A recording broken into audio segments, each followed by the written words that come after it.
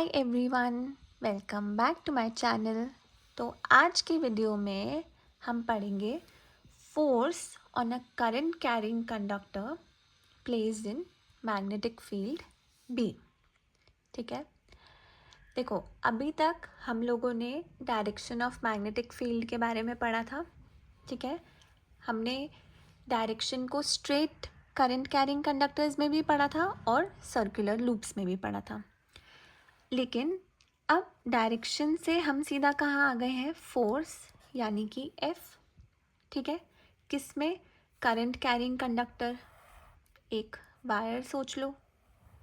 ठीक है, placed in magnetic field, मतलब इसके पास क्या है, एक मैग्नेट है। ठीक है, बार मैग्नेट का एग्जाम्पल लेते हैं। नॉर्थ और साउथ पोल्स दोनों प्लेस्ड हैं। ठीक, तो देखो इस एक्सपेरिमेंट में इनका बोलने का क्या मतलब है। इन्होंने बोला कि हमारे पास एक स्ट्रेट करंट कैरिंग कंडक्टर है। ठीक है, वायर है जिसमें करंट का डायरेक्शन क्या है, अपवर्ड्स है। और हमने पास में क्या प्लेस कर दी, इसके बार मैग्नेट। ठीक है, अब क्या होगा बेटा, इस बार मैग्नेट की क्या है, मैग्नेटिक फील्ड होगी कुछ। ठीक है, हमने पढ़ा था ना, बार मैग्नेट की मैग्नेटिक फील्ड होती है। अब इस बार मैग्नेट की भी मैग्नेटिक फील्ड होगी और इसमें से करंट जा रहा है, ये भी एक मैग्नेट के जैसे बिहेव कर रहा है। ठीक है, तो ये वायर भी कैसे बिहेव कर रही है, it is also behaving as a magnet और this is already a magnet जिसकी मैग्नेटिक फील्ड लाइंस हमें पता है होती हैं। ठीक है, अब ये दो मैग्नेट्स अगर हमने पास पास में प्लेस कर दी हैं तो क्या होगा, या तो ये अट्रैक्ट होंगी या क्या करेंगी, रिपेल करेंगी। ठीक है, अगर दो मैग्नेट्स पास पास पड़ी हैं तो दो ही पॉसिबिलिटीज़ हैं, या तो अट्रैक्शन हो या रिपल्शन हो। और वो कैसे होगा, अगर ये मैग्नेट इस मैग्नेट के साथ अट्रैक्ट करना चाहती है तो क्या करेगी, इसको किसी फोर्स से अपनी तरफ खींचने की कोशिश करेगी। ठीक है, तो हम उसको क्या बोलेंगे, फोर्स ऑफ अट्रैक्शन।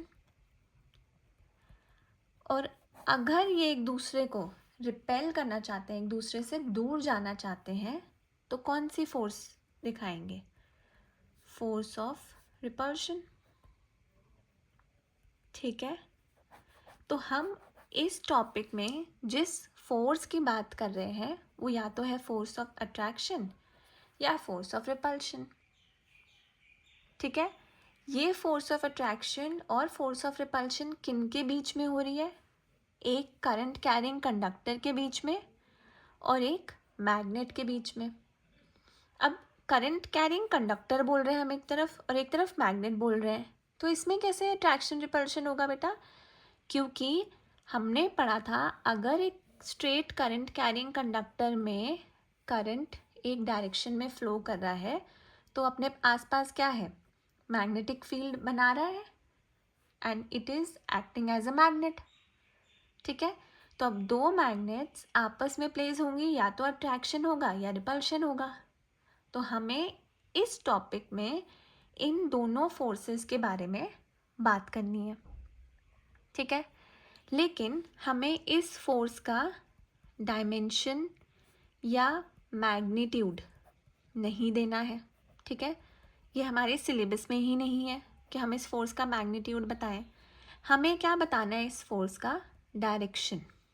मतलब कि अगर ये दोनों मैग्नेट्स आसपास आ रही हैं, ठीक है, अगर इनके अंदर फोर्स ऑफ अट्रैक्शन या फोर्स ऑफ रिपल्शन कोई भी फोर्स लग रही है तो ये जा किस डायरेक्शन में रही हैं, ये मूव किस डायरेक्शन में कर रही हैं, हमें वो बताना है।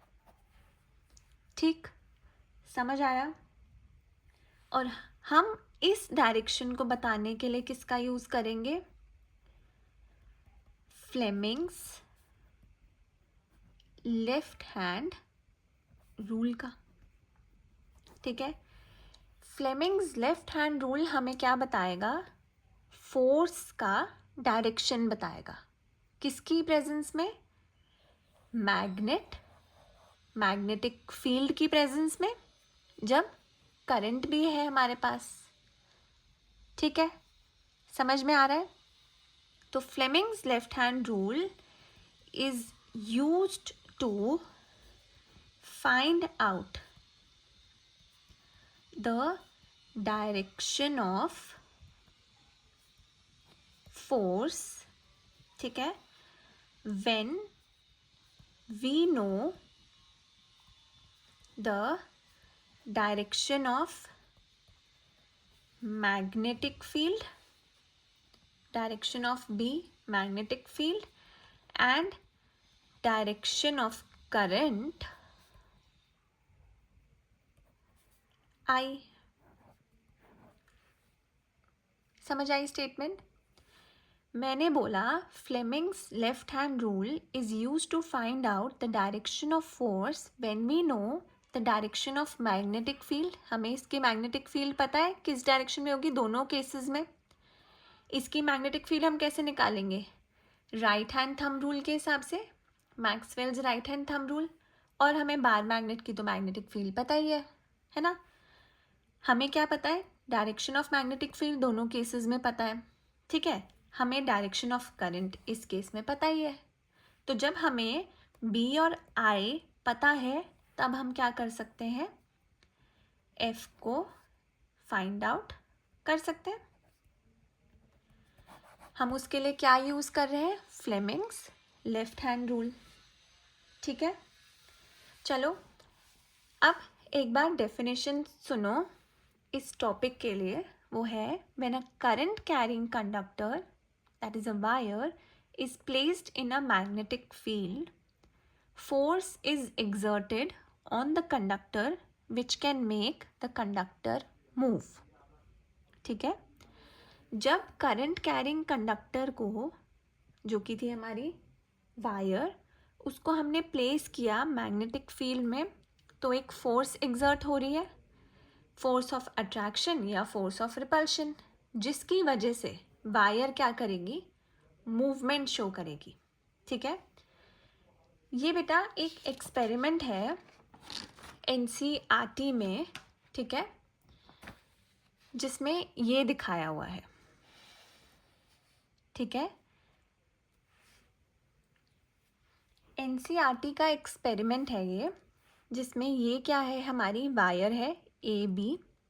ठीक है, इसमें करंट का डायरेक्शन डाउनवर्ड्स है और साथ में क्या बनाया हुआ है? हॉर्स शू मैग्नेट बनाया हुआ है। ठीक है, और ये जो वायर है ये क्या है? फ्रीली सस्पेंडेड है। ठीक है, ऐसे लटका रखी है ये बीच में, फ्रीली सस्पेंडेड है। ये क्या है? हमारा करंट कैरिंग कंडक्टर है और ये हमारी मैग्नेट है जो मैग्नेटिक फील्ड की प्रेजेंस में प्रेजेंट है हमारा कंडक्टर। ठीक है, तो अब इन दोनों के बीच में क्या होगा? एक फोर्स एग्जर्ट होगी, किस पे? कंडक्टर पे, यानी कि वायर पे, जिसकी वजह से वायर मूव करेगी। ठीक है, और ये फोर्स क्या कौन सी हो सकती है? फोर्स ऑफ अट्रैक्शन और फोर्स ऑफ रिपल्शन। ठीक है, क्लियर है? तो ऊपर ये स्टेटमेंट पढ़ो, when a current carrying conductor wire is placed in a magnetic field, force is exerted on the conductor which can make the conductor move. ठीक, यही एक एक्सपेरिमेंट है जो एनसीईआरटी में प्रेजेंट है। समझ में आया अच्छे से?